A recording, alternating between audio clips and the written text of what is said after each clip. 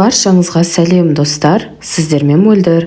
Бүгін сіздерге оңай әрі жылдам дайын болатын салаттың рецептісімен бөлісемін. Видеоны міндетті түрде соңына дейін қараңыздар.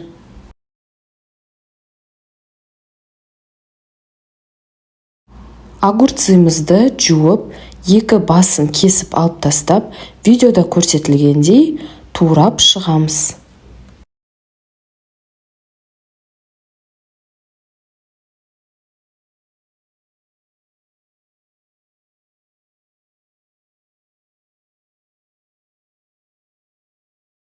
Жасыл және қызыл тәтті бұрыштарымызды жуып, ішін тазалап, соломкалап тураймыз.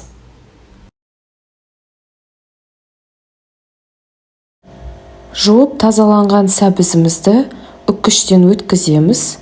Оны да ыдысымызға саламыз.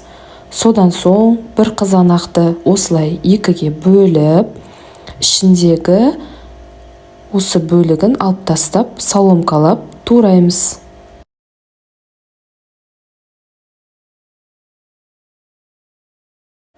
Сарымсақты үккіштен өткіземіз. Дәміне қарай тұз, паприка, қызыл бұрыш қосамыз және қызып тұрған сұйық майды құйып, одан соң бір қасық соя қосып, барлығын жақсылап араластырамыз.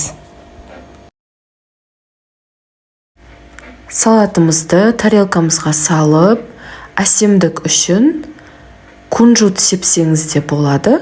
Ол да әдемі көрінеді. Салат өте дәмді болып шығады. Міндетті түрде жасап көріңіздер. Видеом ұнаса, лайк басып, комментарий жазып, каналыма тіркеліп қоюды ұмытпаңыздар.